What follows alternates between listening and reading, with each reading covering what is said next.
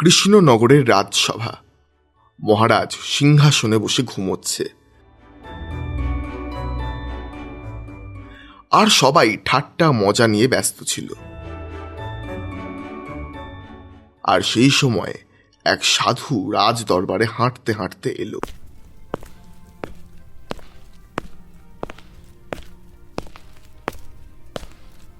জয় হো মহারাজের, জয় হো।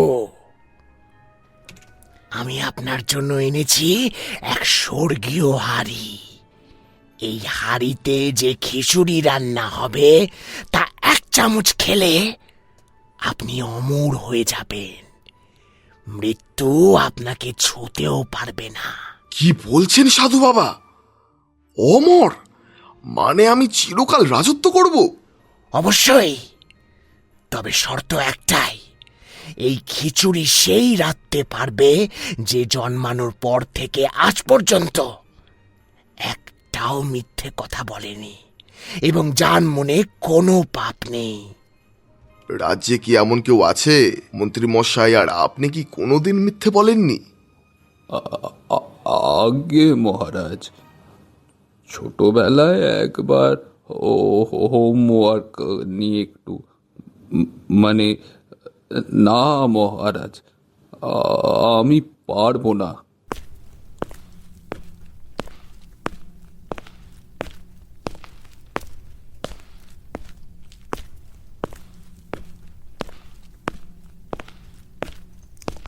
আমি পারবো মহারাজ, আমি জীবনে কোনোদিন মিথ্যে বলিনি।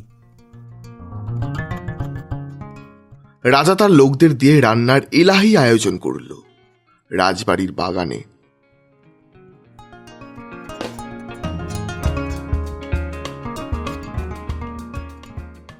গোপাল উনুন তৈরি করছে, পাশে প্রচুর ঘি, দামি চাল, মশলা ও সবজি রাখা। মহারাজ ও মন্ত্রীরা উৎসুক হয়ে দাঁড়িয়ে। মহারাজ, এ রান্নার এক গোপন নিয়ম আছে। সেটা আবার কি নিয়ম গোপাল? আপনারা সবাই দূরে গিয়ে চোখ বন্ধ করে জপ করবেন। রান্নার ধোঁয়া আপনাদের নাকে গেলে তবেই গুনাগুন কাজ করবে। কেউ তাকালে কিন্তু অমর হওয়ার বদলে যমরাজ সামনে এসে দাঁড়াবে। ঠিক আছে গোপাল, আমরা কেউ দেখব না, তুমি শুরু করো।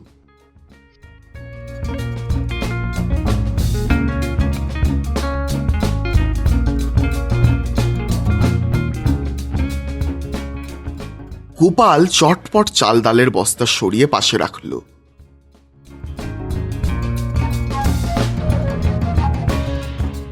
হাঁড়িতে বাগান থেকে এক গাদা পাথর আর কাদা ভরে দিল।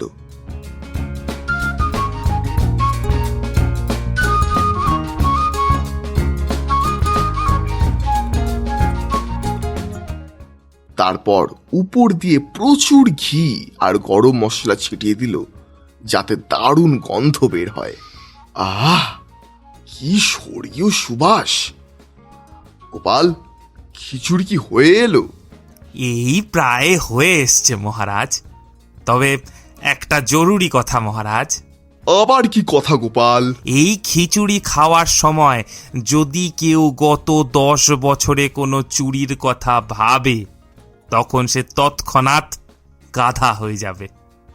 আর যদি কেউ ভেবে দেখে সে কোনোদিন লোভ করেছে, তবে তার মাথায় শিং গজাবে।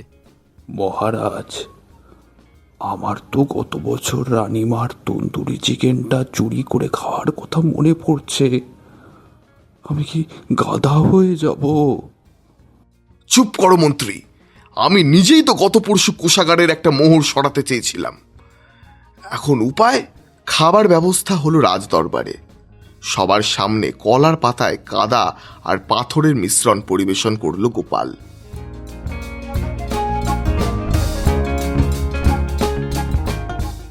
উপরে ঘি ভাসছে, সবাই থালা নিয়ে বসে আছে, কিন্তু কেউ খাচ্ছে না। মহারাজ, শুরু করুন। এক গ্রাসী অমরত্ব। না মানে গোপাল, আসলে আমার পেটটা আজ কেমন যেন গুড়গুড় করছে। কাল খেলে হয় না? ঠিক বলেছেন মহারাজ, আমারও আজ পূর্ণিমার উপোস, কিছুতেই খেতে পারবো না। হাসতে হাসতে গোপাল থালা থেকে এক একটা আস্ত রসগোল্লা যা সে লুকিয়ে রেখেছিল বের করে বলল, কেউ খাবেন না তো? কেউ না? আচ্ছা ঠিক আছে, আমি না হয় অমর হই।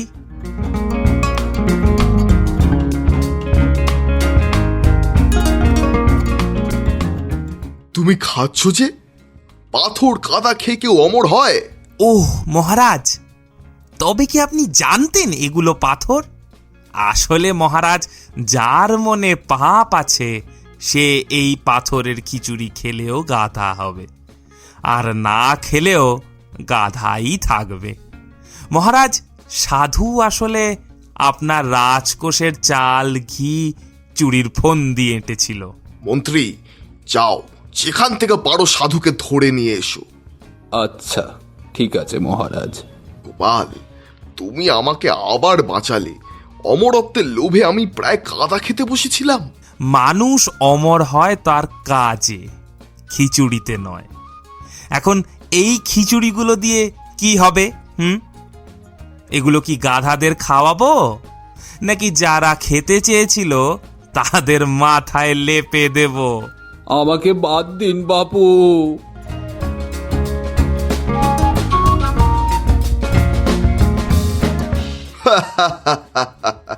ঠিক বলেছ গোপাল। নাও নাও তোমার বুদ্ধির পুরস্কার, এই হীরের আংটি আর 1 বস্তা ঘিয়ের দাম।